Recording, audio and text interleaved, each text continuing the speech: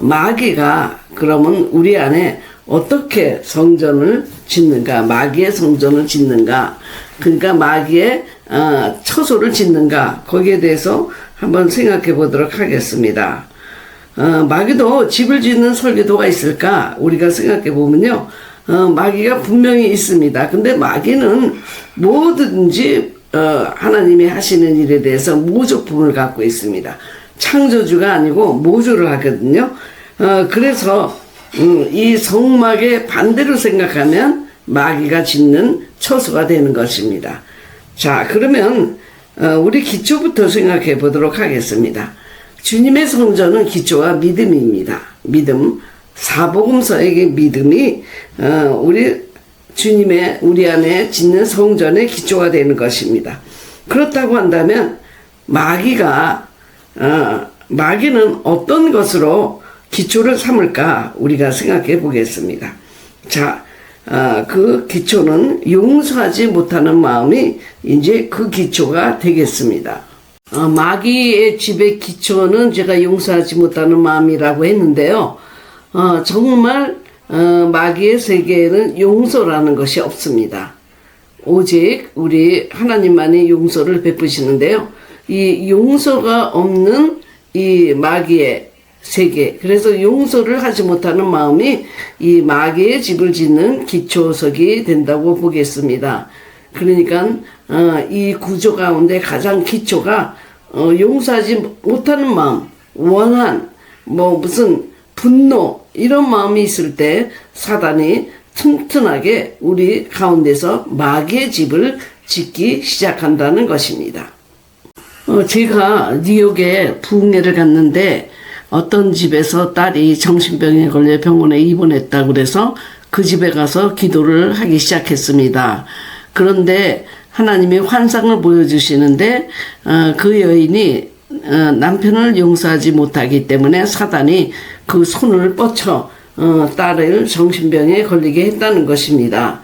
그러면서 이 큰 손이 그 집을 넘어와서 딸을 붙잡고 있는 모습을 보여줬는데, 남편을 용서하면 그러면 딸이 정신병에서 나을 거라고 하셨습니다. 그래서 제가 그 환상을 그 집사님에게 보여주니까 집사님은 남편을 당장 용서하고 그리고 남편을 가정으로 불러들였습니다.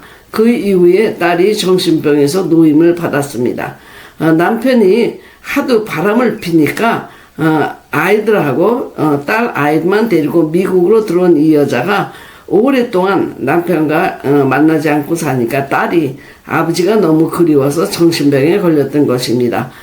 그래서 그 여인은 즉시 남편을 용서하기로 하고 남편을 미국으로 데리고 왔는데요. 그 다음에 이 가정이 아주 정신병에서 노임을 받고 편안하게 살았다는 그런 예화가 있습니다. 제가 직접 겪은 체험담입니다. 우리가 주기도문에서도 보면은 가장 중요한 것이 바로 주님이 우리를 용서해 준 것처럼 우리가 남을 용서하라는 그 용서의 말씀이 거기 들어가 있습니다. 정말 용서라고 하는 것은 사단의 세계에 없는데 용서하지 않기 때문에 사단이 마음 놓고 들어와서 이제 기초석을 깔게 되는 것입니다. 제가 천안에서 집회할 때 아무리 해도 나가지 않는 귀신을 어떻게 하면 내쫓을 수 있을까요? 하고 주님께 여쭤봤더니 주님이 아버지를 용서하지 못하기 때문에 그렇다. 그래서 제가 나무 십자가를 그 여인의 앞에 들고 아버지를 용서하라. 그러면 사단이 집을 짓는 그 기초석이 없어진다. 그래서 이 딸이 아버지를 용서했습니다. 그러자 제가 사단에게 선포했습니다. 이제 네가 더 이상 이 집에 앉아있을 자리가 없다. 너는 어서 나가라 해서 나갔던 마귀가 쫓겨나갔던 그런 일도 있었습니다. 다음 강의를 계속하기 전에 먼저 광고부터 하겠습니다. 제가 예전에 먼저 강한 자를 결박하고라는 책, 제리 로버슨 박사의 책을 2권을 번역한 적이 있었습니다. 그때 많은 영적 전쟁에 대한 눈이 열리게 되었습니다. 그런데 이 책은 이제 절판되었고 제가 오랫동안 30년 동안의 축사 그런 경험을 바탕으로 새로운 책을 만들게 되었습니다. 먼저 마귀를 결박하고 라는 책입니다. 그 책에서 저는 악한 영의 군대들 두 가지를 언급하고 있는데, 첫 번째는 그 거짓의 군대의 10가지 부대, 그 다음에 종의 군대의 10가지 부대, 그렇게 20가지를 제가 설명하고 있고요. 그리고 지금 요사이 배우고 있는 사단에 대한 모든 자료들이 그 안에 들어가 있습니다. 이것을 여러분이 3월에 만날 수 있는데 3월에 이 책을 구입하셔서 보시면 사단의 20가지의 군대에 대해서, 부대에 대해서 여러분이 잘 알 뿐만 아니라, 그리고 이번에 이렇게 마귀의 집이 지어지는 구조, 그리고 거기에 대한 블루프린트, 이것들을 여러분이 알게 되리라고 봅니다. 적극적으로 권하고요. 저의 책 가운데 영적인 전쟁에 대한 책이 2서너 권 더 있습니다. 북극구에서 구입하시고 참고하시면 좋으리라 생각해서 먼저 광고를 드립니다. 이제는 우리가 기둥을 한번 세워보도록 하겠습니다. 성소에 마찬가지로 우리가 개인적인 집을 지을 때도 4개의 기둥이 필요합니다. 그래서 처음으로 사단의 집의 기둥, 그리고 성소의 기둥, 첫 번째 기둥을 우리가 만나러 가보겠습니다. 첫 번째 기둥은 바로 번제단입니다. 번제단은 바로 주님이 그리스도의 보혈의 피로 우리는 아무 공로 없지만 죄사함을 받고 의롭다 여김을 주신 그런 제단입니다. 우리는 아무 일도 한 것이 없습니다. 마치 유월절과 같습니다. 유월절에 우리는 아무것도 한 일이 없지만 그 문지방과 임방에 그리스도의 피를, 양의 피를 받은 사람들은 이렇게 죽음이 넘어갔다라고 하는 유월절입니다. 패스오버. 그처럼 번제단은 그리스도의 의를 상징하고 그리스도의 의로 말미암아 우리가 구원을 받은 것을 상징하고 있습니다. 근데 번제단은 그러므로 우리 공로는 아무것도 없는 것입니다. 그래서 은혜의 기둥이 되겠습니다. 첫 번째 성소의 성소 뜰 안에서 세워지는 첫 번째 기둥은 번제단 은혜의 기둥이 되겠습니다. 그러면 사단은 어떤 기둥을 세울까요? 바로 사단은 자기 의의 기둥을 세우게 됩니다. 하나님보다 높아지려고 하는 그런 교만에 자기 의의 기둥을 세우게 됩니다. 처음에 뱀이 이브를 유혹할 때도 하나님같이 되리라, 하나님같이 되리라, 하나님같이 높아지리라는 그런 걸로 유혹을 했죠. 그래서 자기 스스로 내가 뭐든지 할 수 있다, 내가 스스로 구원받을 수 있다, 내가 스스로 하나님이 될 수 있다 라는 뉴 에이지처럼 자기 의의 기둥을 세우는 것이 바로 사단의 집입니다. 그래서 첫 번째 기둥은 은혜의 기둥과 자기 의의 기둥이 되겠습니다. 우리가 두 번째로 생각해야 될 것이 바로 물두멍이라는 것을 만나게 된다는 것입니다. 바로 그 물두멍이라고 하는 것은 우리가 번제단에서 우리의 죄악을 모두 용서받고 의롭다 여김을 받았지만, 그러나 매일매일 우리가 먼지가 묻고 하는 것을 물두멍에서 씻게 돼 있습니다.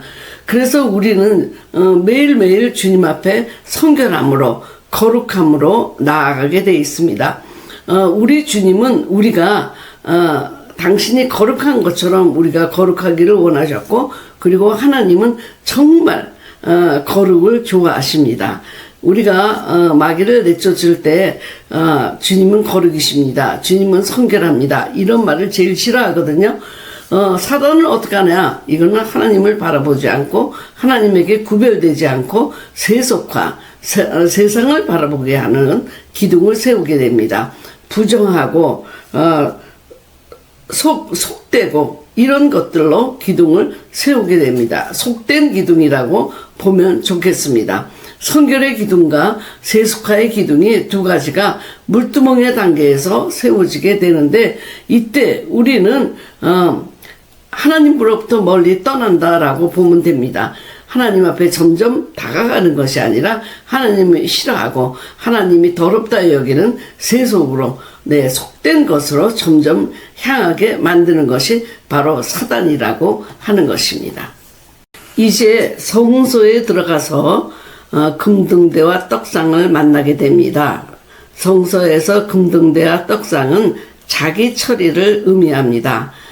등대와 떡상은 다루어져서 주님의 성물로 사용하게 되는데, 첫 번째 자기의 모습이 없어지고 다 갈아지고 다루어지고 해서 정말 성물로 사용되고, 거기에 금을 입혀서 주님이 성소에 불을 밝히게 하고, 그리고 제사장들이 먹는 떡을 만들어 놓으셨습니다.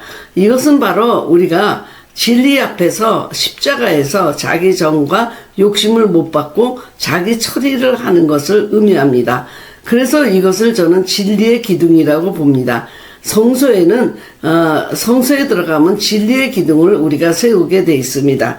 그렇지만은 사단은 어떻습니까? 거짓의 기둥을 세우게 됐습니다. 사단은 거짓의 아비잖아요. 아주 본래부터 거짓말을 밥 먹듯이 하는 것이 바로 사단의 일인데, 거짓의 아비라는 뜻은 무엇입니까? 아비라는 얘기는 근본적으로 거기가 근원이다라는 뜻이고요. 그리고 아비라는 뜻은 계속 자식을 낳는다라는 그런 뜻도 있습니다. 그래서 거짓은 거짓을 낳게 됩니다. 진리의 기둥을 우리가 통과할 때, 자기 처리가 될 때 우리가 생명으로 들어갑니다. 그러나 거짓은 주님의 생명에 이르지 못하도록 막고 방해하는 것이고, 전혀 다른 길로 가게 하는 것이 거짓의 기둥입니다. 성서에 진리의 기둥이 세워진다고 한다면 그것은 바로 사단에게는 거짓의 기둥이 될 것이고, 이 거짓이라고 하는 것은 사단의 아주 본질적으로 처음부터 가장 특징을 갖고 있는 속성입니다. 사단에게 있어서 그 악한 그 영들이 있는데, 악한 영들은 두 개의 부대를 갖고 있습니다. 그것이 첫 번이 거짓의 군대, 그 다음엔 종의 군대, 종 노릇하는, 노예 노릇하게 하는 그런 속박의 그 군대가 있다고 말씀드렸는데, 바로 거짓이 바로 이 진리의 기둥 대신 세워지는 기둥입니다. 그리고 우리가 마지막으로 한번 분향단으로 들어가 보겠습니다. 분향단은 상징적으로 우리가 그 기도를 하나님께 올려드리는 것이고, 그것은 바로 그리스도의 중보기도를 의미하고 있습니다. 그리스도는 우리를 하나님께 중보기도하면서 우리를 올려드리고, 그리고 우리가 죄인이지만 하나님 앞에 그리스도의 의로 이렇게 구원을 받도록 항상 중보기도를 올려주고 계십니다. 그런데 사단은 그럼 어떤 기둥을 세울까요? 대신 참소의 기둥을 세웁니다. 우리는 하나님께 우리의 죄를 보지 마시고 그리스도의 의를 보게 해달라고 주님은 항상 그 앞에서 중보기도를 올려드리는데, 사단은 항상 참소하고 정죄합니다. 그래서 참소의 기둥을 그 옆에 바로 세우게 되는 것입니다. 여러분 이해가 되시죠? 우리는 중보기도의 기둥을 세우고, 그리고 사단은 참소와 정죄의 기둥이 세운다. 우리가 사실은 정죄하는 것은 참으로 큰 죄악입니다. 그리고 책임전가도 아주 나쁜 것이죠. 이 모든 것들이 사실 사단의 개입으로 생긴 것이거든요. 그래서 사단은 끊임없이 하나님께 우리를 심판하라고 참소합니다. 그래서 욥을 들어서 사단이 하나님께 참소하잖아요. 뭐 먹을 것도 많이 주고 재산도 많이 주고 뭐 자식도 많이 주니까, 그러니까 주님을 찬양하는 것이지, 그것을 다 뺐으면 그래도 이 욥이 주님을 찬양하겠습니까? 하고 참소하잖아요. 그래서 사단은 어떻게든지 우리의 죄악을 다 몰아서 하나님께 참소하려고 합니다. 그것이 바로 이 마지막에 분향단이 의미하는 기둥을 뜻하고 있습니다.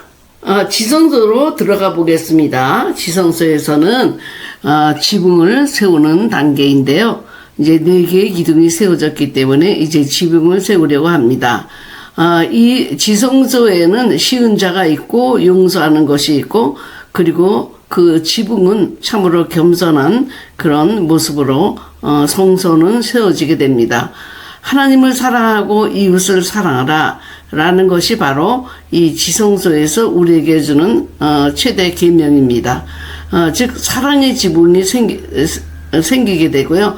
여기서 우리는 구원, 생명, 복 이런 것들을 받게 됩니다. 그렇지만 사단은 하나님을 저주하고 이웃을 저주하라 라는 저주의 지붕을 세우게 됩니다. 결국 사단의 마지막은 우리에게 죽음을 주는 거고 저주를 주는 것입니다. 이렇게 우리는 주님의 성소와 마귀가 우리 집에 짓는 집과는 너무너무 차이가 많이 나고 기둥에서부터 기초에서부터 지붕까지 전부 달라지게 됩니다. 만일 여러분이 이 도표를 이해하게 되시면 내가 지금 어디에 속했는가를 알게 될 것입니다. 우리는 두 가지 중에 하나입니다. 하나님이 우리 심령에 성령의 성전을 세우느냐, 아니면 사단이 우리 마음에 이런 마귀의 집을 거처를 세우느냐, 이런 것이 관건인데, 이 두 가지를 우리가 잘 알게 되면 내가 이제 어떻게 사단에게 대해서 사단의 공격에 대해서 막고 사단에 대해서 대처하고 내가 하나님께 가까이 가고 구별가는 생활에서 내 안에 주님의 성령이 세워져서 내가 걸어다니는 성전이 될까, 이런 것들을 이제 생각하게 되는 것입니다. 여러분 이제 이 기초 4개의 기둥, 지붕, 여기에 대해서 이해가 되셨는지 모르겠습니다. 바로 이것이 여러분들 신령한 성전으로 세워지느냐, 아니면 마귀의 집을 우리 안에 세워나가느냐, 이 두 가지가 어떻게 달라지는지 여러분이 보게 되는 설계도입니다.